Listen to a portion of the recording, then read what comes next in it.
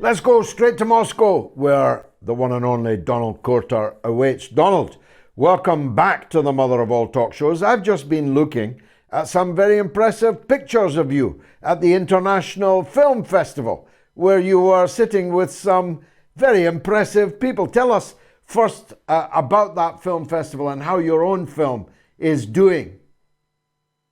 Well, thanks again for the invitation, as always, George. It's a pleasure to be on your show. I love it. And in terms of the film festival, this film festival that I was at, it was in Tula, actually, a major Russian city that's south of Moscow. And it's one of the biggest war film festivals in Russia. It's sponsored by pretty much all the state media channels, Russia Today, the First Channel, Russia 24. It's also sponsored by the Russian Presidential Fund for Cultural Initiatives. So it's a big, high-profile thing. And I was actually really honored to have my documentary film that I directed with Jeff Monson called 8 Years Before, about the Donbas conflict, to be in this film festival, to compete for an award, with which it actually did. This is I was able to get the Crystal Award at this film festival. Wonderful. For a great Donbas documentary.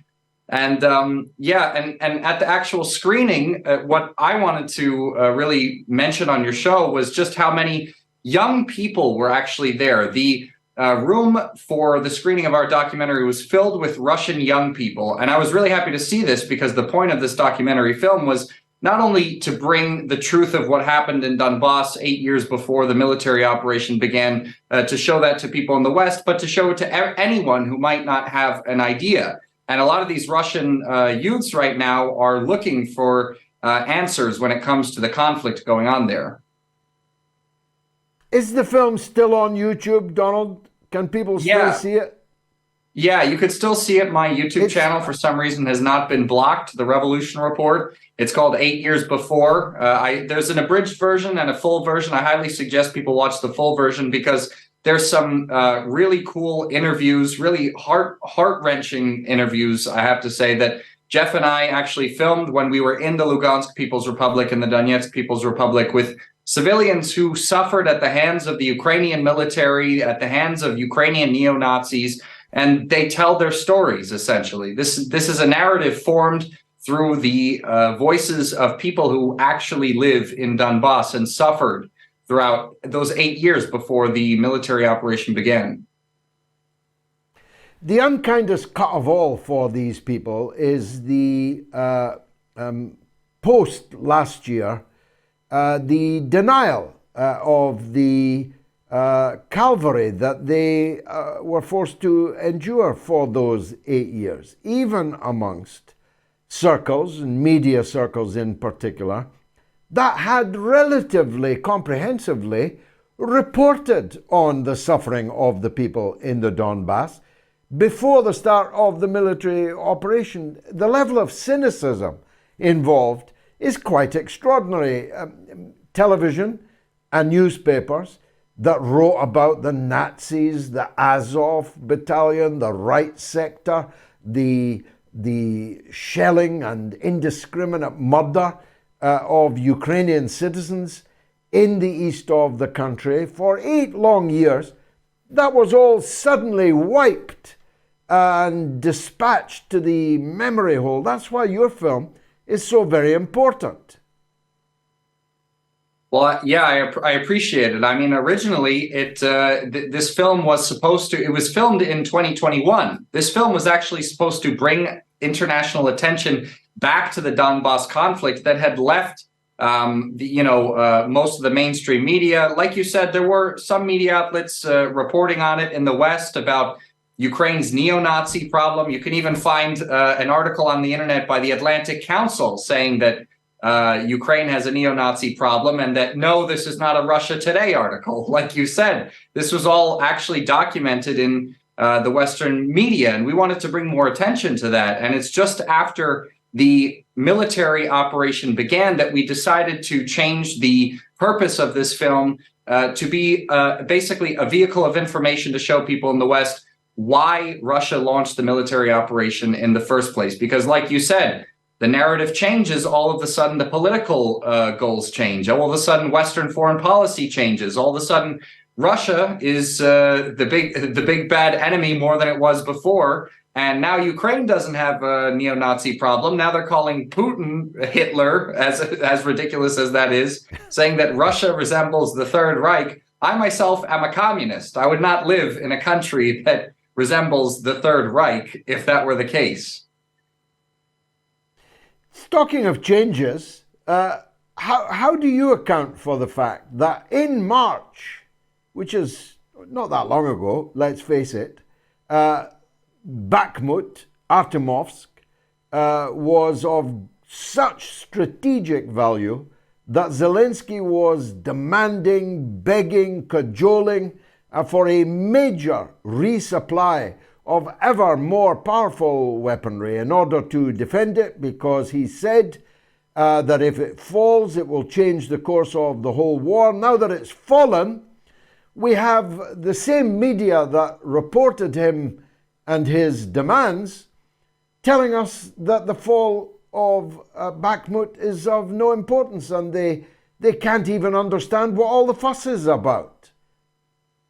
Well, of course, they're just trying to, play everything down when they've taken a catastrophic loss that they didn't expect they were going to do. I mean, now, obviously, Zelensky's narrative here is that even though Bakhmut was lost, it was somehow a victory because Russian troops lost significant amounts of, they took heavy casualties, even though no evidence has been put forward to suggest really actually how many casualties the Russian military and the Wagner private military company sustained. And also no information has been put forward as to how many Ukrainians and essentially NATO mercenaries have died there as well. Of course, we know it's been a bloodbath, but the reason it's been a bloodbath is because both sides have long understood that Bakhmut or Artyomovsk is a very strategic city. And now with it, in Russian hands, we may see a sort of turning point in the entire military operation to begin with, where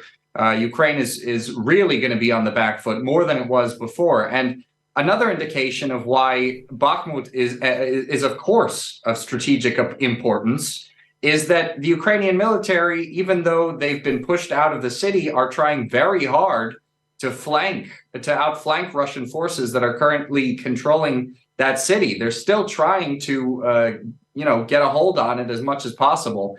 And then also we've got Zelensky accusing Russia in Hiroshima at the G7 summit, accusing Russia of being responsible for all the destruction that took place in Bakhmut, saying that, basically likening it to the kind of nuclear destruction that happened in Hiroshima that the United States committed back in 1945. But obviously it takes two to tango. And unfortunately, it is a terrible thing, war, and the fact that Artyomovsk has been destroyed. But it is the Ukrainian government that started this conflict in the first place. What do the Russian public, you're out and about all the time, has this changed, do you think, the point of view of the Russian public? Do they sense that the tide has turned, that the war will be finally won, that it then will be over, that a conclusion can be reached, or are they dug in for the long haul?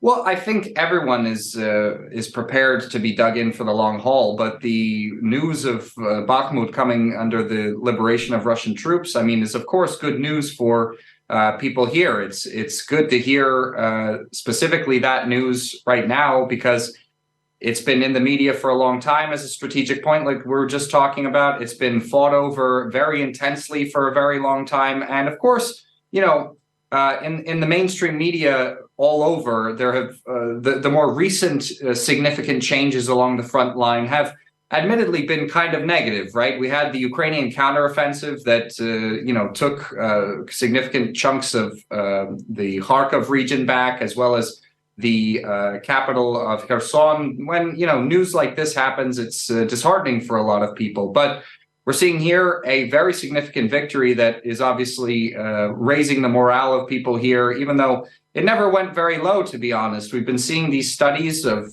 Russian support for the military operation and the Putin administration throughout, the last year, and it stayed very high. I mean, the lowest I've seen it go is about 66% of the population, which is more than most Western leaders can say, that's for sure. Well, the G7 has just assembled in Hiroshima, as we've been talking about, and not a single one of those leaders has the support of the majority of their people. As that well-known Bolshevik organ, the New York Times, pointed out, it is a club of unloved leaders. So even at its lowest point, and its highest point was well over 80%, the support of the Russian people for the war was overwhelming and strong. I'm just wondering, I've asked you this before, do you encounter any unpleasantness at all on the streets of Russia as an American? Because you surely would encounter some unpleasantness from some people in America if you were a Russian broadcaster and a filmmaker.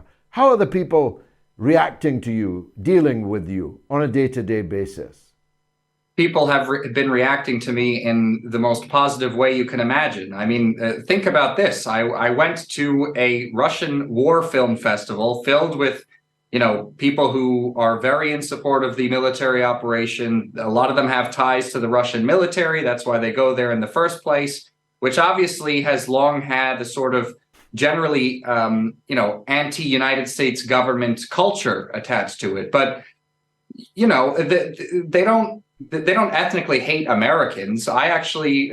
People there actually loved that there was an American actually coming over to Donbas, spending the time and effort to go there and show people in the West the truth through a documentary film. That's why they gave me an award in the first place, because they saw that I was doing something that most Westerners would not have dared to do, to actually go film a documentary in the actual war zone where, things were quite dangerous at that time. And it just goes to show the Russian people don't see this as a conflict between Russians and Ukrainians or Russians and Americans. They're not like, oh, we hate Americans, we hate Ukrainians. Although I have to say, I've noticed that sentiment in the West about Russians, where they're trying to basically erase everything Russian as something unpatriotic. But we got to remember, the Russians and the Ukrainians were brotherly peoples, and they still are, actually. I mean, in the Soviet Union, they were two republics of the same multinational country, and Russians still look at Ukrainians as their brothers. But there are, of course, neo-Nazi Ukrainians or nationalist Ukrainians, pro-Western Ukrainians, and there are Ukrainians that remember the sort of fraternal bond of the Russian and Ukrainian people that they shared throughout decades of the existence of the Soviet Union in their struggle against imperialism, against Western imperialism. So there are also plenty of Ukrainians who support Russia as well. That's something that is almost never covered in the Western media. Like, for example, the coverage of Ukrainian refugees. They're kind of being used as a sort of propaganda tool for Western media, trying to make Russia look to be the bad guy in this situation. But what they don't really show is that many of these Ukrainian refugees, they're not actually fleeing destruction caused by the Russian military or the war or anything. Many of them are fleeing, mandatory conscription, because people are in Ukraine. People are going around to people's doors and knocking on people's doors, saying, "All right, you're going to come to the military and fight Russia." And a lot of people are just not ready to do that, either for political reasons or because they just want to be left alone throughout all this.